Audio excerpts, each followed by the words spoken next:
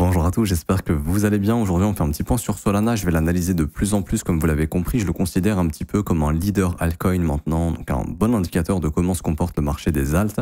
Et je pense aussi que Solana à long terme restera un bon indice dans le marché crypto à surveiller. Je pense que maintenant on a BTC, ETH et Sol. Et je pense que c'est intéressant de l'analyser. Ça m'a été demandé de l'analyser un peu plus souvent, donc je le fais. Également, je vous rappelle que mon mentorship est disponible. C'est le premier lien en commentaire épinglé. Ça vous ramène sur cette page juste ici. Donc le premier lien en commentaire épinglé. Vous avez juste à vous inscrire sur BitGet via notre lien partenaire. Comme ceci, vous cliquez sur ce lien, vous créez votre compte. Ensuite, vous validez votre KYC sur la plateforme et vous faites un trade d'une valeur de 100 $ au minimum et ça vous rendra éligible au mentorship. Pour le récupérer, c'est très simple. Vous cliquez ensuite sur ce lien, la meilleure formation de trading crypto, c'est 100% gratuit. Vous cliquez sur obtenir gratuitement, vous remplissez email identifiant BitGet. Vous cliquez sur recevoir gratuitement. Vous recevez dans un premier temps la formation Assure ton bull market comme un pro et ensuite jusqu'à 24 heures plus tard le mentorship qui est ici, qui est composé de ventes de cours et qui va vous former de A à Z. Ok. Alors pour revenir sur Solana ici, alors je vous avais parlé justement de la question du premier arrêt, qu'on irait probablement chercher les 61,8, c'est la règle, j'invente rien, ça se passe très souvent comme ça, surtout en crypto, parce que c'est très rapide le marché crypto. C'est pas comme une action qui va casser le premier arrêt, on va aller au 61,8 4 jours après. Non, c'est beaucoup plus long. Donc on a de la chance que les cryptos, les cycles sont assez agressifs et rapides, c'est ce qui permet de gagner de l'argent. Et pour moi, l'objectif vraiment principal, c'est de venir sous les 110 $. Donc pour moi, tous les rebonds avant les 110 sont des pièges pour aller chercher sous les 110. C'est clairement une zone à purger.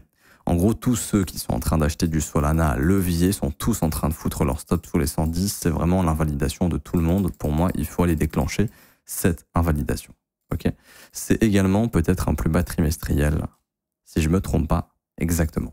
Donc ça va être un point d'intérêt, donc ce qu'on appelle un POI pour ceux qui ont vu le mentorship, savent que c'est une zone qui est importante, ok, et que, parce que c'est un plus bas trimestriel, donc ça couvre énormément de stops, énormément de liquidités, et c'est une zone évidente théoriquement pour le marché à déclencher. Également, vous connaissez les chiffres ronds psychologiques des 100 $. Les chiffres ronds psychologiques permettent des fois de faire capituler les gens ou de les faire vendre ou de leur mettre dans la tête qu'une crypto-monnaie est terminée. Et ce sera un bon niveau à aller chercher. C'est pour ça également que je pense qu'on reverra du Solana dans un avenir proche sous les 100 $, parce que psychologiquement, ça peut commencer à piquer et à faire peur aux investisseurs. Et du coup, autour des 100 $, on a aussi ce qu'on appelle une sell-side liquidity ici.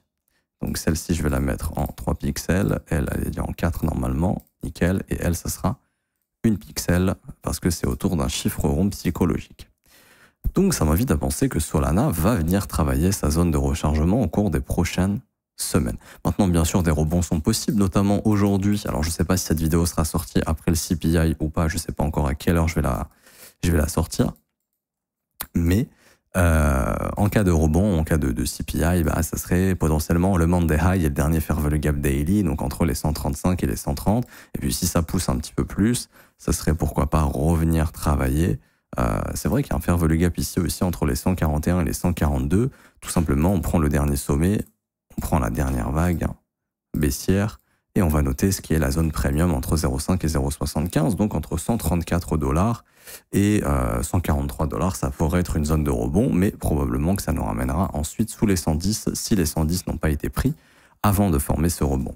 Parce que pour moi, c'est clairement l'objectif du marché. Et pourquoi je dis que Solana, c'est un bon indicateur? Parce que Solana, déjà, va bientôt avoir un ETF, donc ça peut apporter des flux dans le marché. Et deuxièmement, pourquoi c'est un bon indicateur? Parce que si vous regardez bien, le marché altcoin se comportait plutôt bien tant que Solana était haussier. Et Solana, il a marqué son top le 19 janvier, en même temps que Bitcoin, là où beaucoup d'altcoins avaient déjà marqué un top, comme ETH, etc., etc. Et depuis, les altcoins se font défoncer. Et Solana se fait défoncer. Donc c'est un bon indicateur à mon avis. Il y avait aussi des indicateurs intéressants, mais je pense pas que sur le long terme, je pense pas que pour l'instant on peut lui donner cette même étiquette que Sol, mais il y avait Sui. Sui était très fort. Et quand Sui a commencé à devenir faible, là je me suis dit il y a un truc qui cloche sur le marché. Je crois même que j'en avais parlé. Alors, je sais que j'en ai parlé avec les élèves, mais je sais plus si j'en ai parlé sur YouTube. Mais des assets qui sont forts quand ils deviennent faibles, c'est qu'il y a un problème. Breaker, Block, Bearish, etc.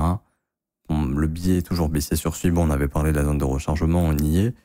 Mais Sui, c'est un bon indicateur aussi, de force. Et aussi, il y a un truc qui cloche, ok? Quand ici, il a commencé à devenir faible, il y avait un truc qui clochait. Solana, c'est pareil. Solana, c'est pareil. Quand il a commencé ici à devenir faible, il y a un truc qui cloche, il y a un truc qui ne va pas. Et ça se reflète sur le marché altcoin. Et on voit du coup que si je trace la trendline baissière ici, hein, que la fausse news là de réserve stratégique, bon, elle a fait un fake out, une réintégration, et on voit qu'on suit toujours la trendline baissière qu'on peut dessiner ici. Et que du coup, si on veut aller chercher les 110, il faudrait le faire avant le 20 mars. Donc ce serait d'ici quelques jours, grand maximum. Et en fait, pour développer un bottom, alors je ne peux pas vous dire à quel prix sera le bottom. Personnellement, j'ai des idées en tête, j'en ai déjà parlé aux élèves, etc. Encore une fois, je ne sais pas si on ira, hein, mais pour moi, d'un point de vue technique, ça pourrait être sous les $80. À partir de ces niveaux-là, on va vraiment entrer dans des zones super intéressantes. Mais j'en sais rien, peut-être qu'on va bottom avant, peut-être qu'on ira bottom plus bas, j'en sais rien. Maintenant, pour identifier un bottom, ça va toujours, et je le redis tout le temps, passer par une base. Ok ? À chaque fois, c'est le cas. Vous avez un marché baissier, vous avez la formation d'une base et un marché haussier. Et c'est le meilleur moment pour investir, mais il n'y a jamais personne qui veut investir pendant ces phases-là. Ok ? Bon, là, c'était le listing du token, donc pas forcément grand-chose d'intéressant. Bon, cela dit, je vois quand même un petit truc ici. Mais voilà. Et ici, par exemple, alors j'en sais rien si on va y aller, mais on voit qu'il y a des gros fair value gap vectoriels. Bon, ça, voyez-le comme un énorme gap, éventuellement. Aussi, pour avoir une bonne localisation, n'hésitez pas à prendre une VWAP depuis le bottom. Et là, on y serait bientôt autour des $100. Donc, à mon avis, on va y venir. La VWAP, on va y venir. Si je prends par exemple la VWAP du précédent mouvement sur sol, vous voyez que la VWAP, elle était ici à $70. On l'a cassé, là on est rentré dans un marché baissier pendant très longtemps. Mais encore une fois, je vous ai déjà expliqué que la politique monétaire risque de changer bientôt parce que la récession commence à pointer le bout de son nez aux États-Unis et probablement le stimulus, donc l'impression monétaire, va revenir en 2026. Et donc s'il revient en 2026, welcome dans le nouveau bull run crypto. Et du coup, ce sera pas comme le cycle des 4 ans qu'on a eu, mais encore une fois, le cycle des 4 ans était basé sur la politique monétaire, rien de plus que ça. Et la politique monétaire, c'était 2 ans d'impression, 2 ans de rien, 2 ans d'impression, 2 ans de rien. Sauf que là, ça fait depuis quasiment 3-4 ans qu'on n'a rien imprimé. C'est pour ça que ce bull run est pourri. Et encore une fois, ça se reflète sur la politique monétaire. Enfin, ça se reflète sur les marchés. Et il devrait, en cas de récession, commencer à réimprimer. Si jamais il n'y a pas de récession et que la Fed ne peut pas réimprimer, que la BCE ne peut pas réimprimer, la BCE, c'est quasiment confirmé avec les plans militaires qu'ils sont en train de lancer, ils vont imprimer de l'argent. En Chine, ils sont en train d'imprimer à pleine balle. Et aux États-Unis, ça risque, c'est surtout les États-Unis le plus important, mais il faut que les États-Unis aussi se remettent à imprimer la liquidité. Et s'il y a une récession qui les frappe, ce sera le cas en 2026. Et je spécule personnellement sur le fait que ce sera le cas. Donc je m'attends en fait à ce que Solana nous fasse tout simplement ce qu'a fait Bitcoin en 2019, c'est-à-dire un premier rallye, un retracement, venir dans les zones de rechargement, nous faire une petite consolidation pas très longue, ça pourrait durer 2-3 mois, et ensuite repartir parce que je pense que la Fed sera forcée de réimprimer de l'argent. Également, Solana, et il y en a beaucoup qui me disent ça c'est un truc de fou quand même. Alors moi je suis pas un pro Solana, j'en ai rien à foutre, mais je suis un pro business entre guillemets.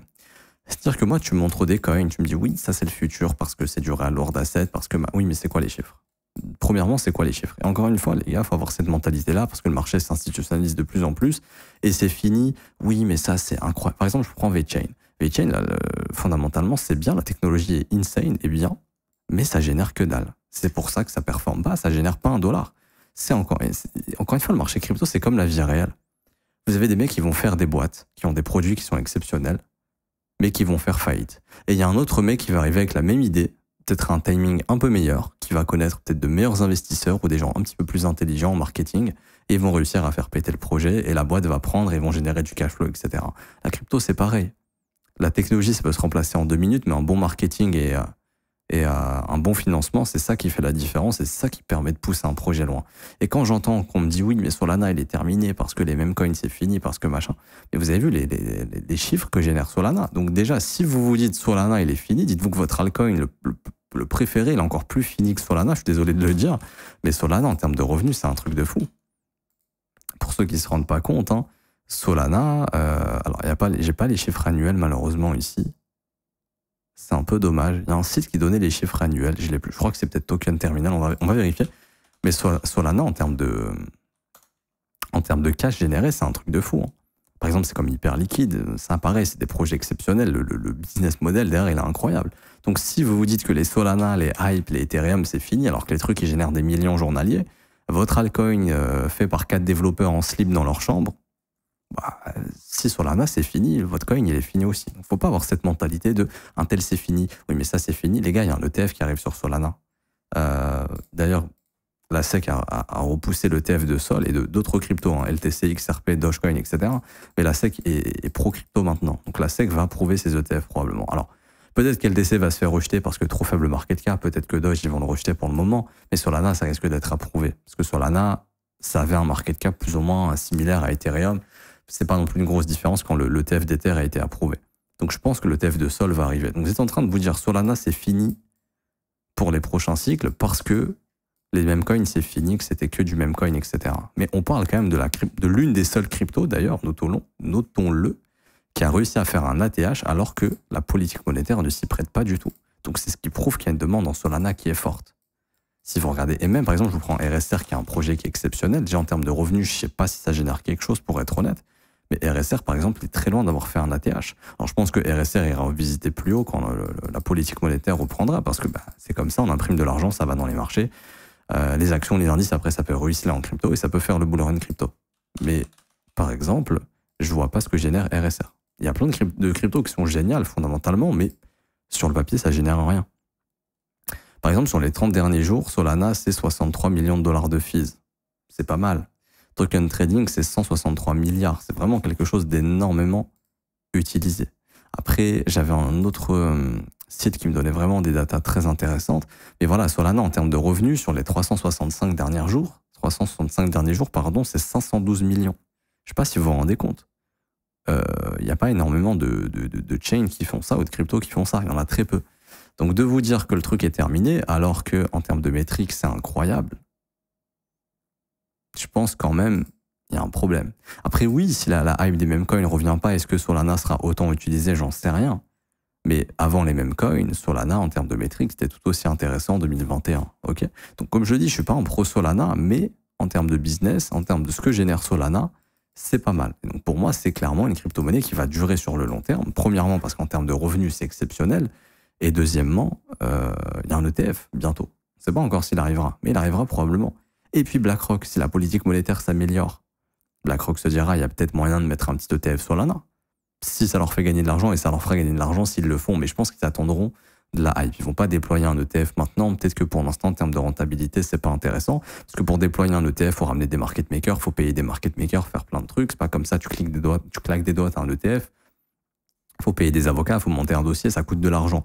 Le marché crypto, il y a des intérêts énormes. Donc BlackRock n'a pas d'intérêt, à mon avis, à sortir un ETF Solana tout de suite. Mais je pense que BlackRock pourrait sortir un ETF Solana quand ils vont sentir que le vent tourne en crypto et que ça redevient intéressant. Et je pense que ça sera un gros narratif pour Solana quand BlackRock se mettra dedans, très probablement, parce que je pense pas que BlackRock va arrêter des ETF crypto. Je pense qu'ils sont bien partis pour en sortir, mais je pense qu'ils attendent un peu plus de hype de la part du marché et peut-être le fameux QE de Powell et son impression magique avec son imprimante. Enfin bref. Et du coup, plus ça va revenir dans les zones de rechargement, plus on viendra dans les zones intéressantes. Maintenant, pour identifier un bottom, c'est pareil. C'est comme d'hab, ça passe souvent par une base. Okay, et ensuite, quand la base, elle break out, votre mouvement redevient haussier. Ici, ce que vous avez, c'est prise de liquidité, breaker block weekly. Donc, c'est bearish. Okay, le marché a comme premier objectif les 110 $. Je pense qu'on viendra titiller sous les 100 $. Et après, est-ce qu'on ira prendre le plus bas de 2024 sous 79? Ça reste une énigme, j'en sais rien. Mais pour moi, tout ce qui est sous 79, si jamais on y revient, c'est incroyable en termes de prix. Pourquoi? Parce que déjà, on a un deal OTC de plusieurs milliards, je crois, qui a été fait sur Sol, hein, autour des 67 $. Donc ça va être une zone hyper défendue probablement. Et clairement, on sera pas loin de faire le gap vectoriel, donc dans des zones super intéressantes. Donc voilà, si jamais le cycle se répète, et il est en train de se répéter, je vous ai fait une vidéo là-dessus, c'est juste qu'il est plus long, parce que la politique monétaire, ça fait 4 ans qu'elle n'a rien fait. Enfin, la Global Liquidity, ça fait 4 ans qu'elle n'a rien fait. Alors qu'avant, encore une fois, et le fameux cycle des 4 ans, c'était parce que on avait une impression monétaire toutes les 2 ans à peu près. Ici, 2016, 2018. 2018, on n'a rien eu. 2020, on a réimprimé. C'est pour ça qu'on avait nos bull run. Mais là, on voyait depuis décembre 2021, même pas, je vous dirais depuis octobre 2021, le top du précédent bull run, le marché n'a pas réimprimé d'argent massif. En tout cas, la global liquidity, donc la liquidité. Encore une fois, il y a deux choses différentes. Beaucoup de gens regardent le M2, etc. Mais il faut comprendre que le M2, il prend tout ce qui est crédit bancaire, les emprunts bancaires, etc. Les gens aux États-Unis, ils font que des crédits pour acheter un iPhone, pour acheter une voiture, pour acheter une maison. Enfin, c'est normal, maison, etc. Je veux bien. Voiture aussi, ça se fait beaucoup en Europe, mais ils font des crédits sur tout. Sur absolument tout. Leur économie est basée sur de la dette. Donc c'est normal de voir le M2 augmenter. Et les gens disent, ouais, mais le M2, il explose, du coup, les cryptos vont exploser. Mais ça n'a rien à voir. Là, tu as des Américains qui ont fait des crédits, tout simplement. Et c'est pas forcément lui ici, Ah oui, pardon. Là. Ouais, les Américains, ils sont en train de... Enfin, M2, ça explose, ça imprime. Oui, mais ça imprime légèrement parce que il y a de la demande en crédit, mais elle est assez faible, cette demande. OK? Ce qu'il faut regarder, c'est la Global Net Liquidity. C'est ça qui indique clairement qu'il y a justement de la demande. Enfin, qu'il y a de l'argent frais disponible pour les marchés parce que ça prend en compte tout ce qui est reverse repo, etc.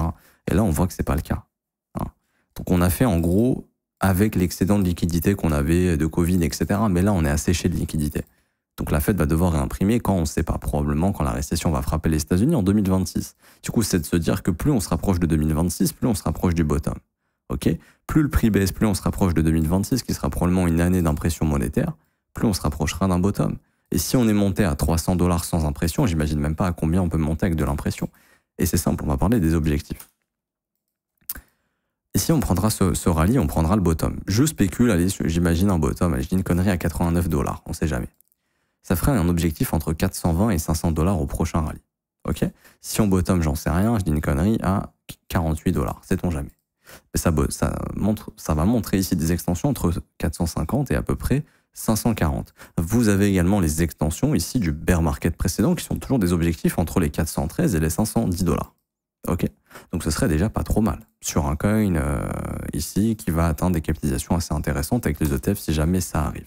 Après, il y aura d'autres objectifs et là, c'est vraiment si ça part en méga bull run. Ça, c'est l'objectif que Bitcoin a atteint en 2021. Je ne sais pas si Solana ira chercher ses objectifs, mais on aura un objectif à 558, un objectif à 914 et un objectif final entre 1400 et 1800 $. J'avais calculé ici entre 730 milliards et 908 milliards de market cap. Bon, si vous vous dites Solana, il va atteindre 300 milliards de market cap, il sera autour des 560, 580 $ à ce moment-là. Si vous vous dites Solana, ça a le potentiel d'aller titiller les 500 milliards, bon, on sera autour des 1000 $. OK ? Donc, à voir si cette impression monétaire reprend, etc., etc. Si jamais c'est le cas, c'est qu'avant, il y a une récession. Et du coup, s'il y a une récession, soyez pas étonnés que le retracement de ce mouvement soit profond. Profond, ça veut dire quoi? Ça veut dire entre 78,6 et 88,6, donc ce serait entre 70 et 40 $. Est-ce que Solana sera mort si on fait ça? Non. Encore une fois, non. Parce qu'il était à 8 $ en 2023. Et même si bottom, je sais pas, je dis une connerie, à 60 $, il sera toujours beau, on sera toujours haussier en fait. Tout simplement. Solana sera toujours haussier. D'ailleurs, si en logarithmique, on relie nos deux derniers creux, théoriquement, on aurait une target autour des 80 $, quelque chose comme ça. Intéressant à noter. Intéressant à noter. Et encore une fois, il ne sera pas mort. On voit bien que la tendance long terme est haussière. C'est-à-dire que même s'il vient retracer, je dis une bêtise, hein, mais le truc qui vient retracer à 22 $, il sera toujours haussier. C'est-à-dire que son prochain objectif, ce sera d'aller faire encore un sommet, comme Bitcoin fait depuis 2010. Donc regardez, et je m'arrêterai là-dessus ici, mais je ne dis pas que ce sera le cas, mais pour moi, un coin qui a un ETF à venir, qui en termes de revenus continue d'exploser en année, demain tu me dis, il y a une boîte qui est dans un secteur dans lequel 99% des autres boîtes échouent, et elle fait du cash, elle génère du revenu, elle est haussière depuis sa création, je veux dire, c'est une bonne boîte. Par contre, tu me dis, il y a une autre boîte qui est tout le temps faillite, qui n'a pas fait d'ATH depuis 8 ans, je vais dire, elle n'est pas top, ok? Bitcoin, c'est pareil, ici. Bitcoin, c'est une tendance haussière à long terme depuis je ne sais combien d'années, enfin depuis 15 ans maintenant, peut-être 16 ans, et on se retrouve avec cette dynamique haussière à long terme. C'est-à-dire que même si Bitcoin, par exemple, décide de retracer, je sais pas, ici, ça ne changera rien, il sera toujours haussier à long terme. La Fed va continuer d'imprimer de l'argent, notre modèle économique va continuer de perdurer, parce qu'ils ont la main sur l'impression monétaire, qu'ils peuvent imprimer de l'argent en illimité, qu'ils en ont rien à foutre de leur dette parce qu'ils peuvent lever le plafond à l'infini, et parce que l'économie tourne comme ça. Et tant que l'économie tournera comme ça, malheureusement, les pauvres vont s'appauvrir parce qu'ils n'investissent pas leur argent et que leur argent qu'on leur donne tous les mois se dévalue d'année en année. Et les autres qui investissent leur argent, que ce soit les actions, les indices, enfin, les secteurs prometteurs, les cryptos, enfin, notamment Bitcoin, sur du très long terme, on va dire, eux verront leur patrimoine augmenter, leur pouvoir d'achat se stabiliser, voire augmenter, et Bitcoin augmente le pouvoir d'achat parce qu'il surperforme l'inflation. Si vous prenez un Bitcoin à 108 000 $, 108 000 $, ça a plus de valeur que probablement 68 000 $ en novembre 2021. Maintenant, si Bitcoin revient à 68 000 $, oui, les 68 000 $ d'un Bitcoin en 2025 ne valent pas les 68 000 $ de novembre 2021 vis-à-vis de l'inflation. Mais le Bitcoin continue de surperformer l'inflation à long terme. Et en soi, Solana, aussi, alors peut-être pas, parce qu'il a légèrement dépassé son ATH simplement, il y a eu beaucoup d'inflation, mais on va dire qu'on est revenu sur des sommets en termes de valeur réelle. Okay, donc je m'arrête ici pour aujourd'hui, j'espère que ça vous aura plu. Si c'est le cas, n'hésitez pas à bombarder les pouces bleus, vous abonner si ce n'est pas déjà fait, à mettre un petit commentaire. Je vous rappelle que pour rejoindre notre copy trading, on a un service qui est gratuit et rentable, c'est le premier lien en commentaire épinglé. Vous avez tous les résultats dans le Discord, on a fait 50 TP la semaine dernière sur les stratégies LIM, c'est exceptionnel. 10 TP XRP, 6 TP BTC, 5 TP ETH, ce sont des algorithmes ici qu'on pourrait catégoriser clairement d'institutionnels. On ne les a pas volés à des institutions, ici c'est mon collègue James qui les a développés, mais c'est des algos que peuvent utiliser des institutions par exemple, qu'on vous met à disposition gratuitement, c'est le premier lien en commentaire épinglé. Ça vous ramène sur cette page, vous avez juste à vous inscrire sur BitGet via notre lien partenaire juste ici. Une fois que c'est fait, une fois que votre compte est validé, faites votre KYC et ensuite vous avez juste à cliquer sur rejoindre copy trading, vous remplissez prénom, email, identifiant BitGet, vous cliquez sur rejoindre. Et une fois que ça c'est fait, vous avez juste 4 vidéos à regarder sur configurer le copy trading et vous pouvez avoir accès aux stratégies LIM, qui sont des algorithmes. Premier, deuxième, troisième, quatrième lien. Donc il y a 4 vidéos, vous les regardez dans l'ordre, ce sont des tutoriels qui vont vous montrer comment tout configurer de A à Z. Et si vous voulez en savoir plus sur les stratégies, vous avez ici des petites vidéos qu'on vous a rajoutées qui vous expliquent comment fonctionnent les stratégies. Et également pour ceux qui veulent rejoindre l'école, donc ça vous n'êtes pas obligé de le faire, mais pour ceux qui veulent rejoindre l'école, se former à mes côtés tous les jours du lundi au vendredi, c'est le seul abonnement payant que je propose, c'est 49 € par mois, c'est sans engagement. Vous avez aussi les offres 3, 6 et 12 mois. Vous aurez un accès privé au Discord dans le salon école, un accès privilégié avec moi-même et mes collègues professeurs. Vous aurez les briefs quotidiens tous les jours du lundi au vendredi qui ne sont pas dispo sur YouTube publiquement, c'est que pour les élèves. Et vous aurez aussi accès à la formation de l'école qui est la formation la plus complète. 19 heures de cours vidéo, 8 modules qui vous forment de A à Z. Vous avez également les témoignages des membres juste ici, si vous souhaitez nous rejoindre et vous faire une petite idée avant. Je m'arrête ici, bonne journée à tous, on se retrouve très bientôt. Ciao, ciao.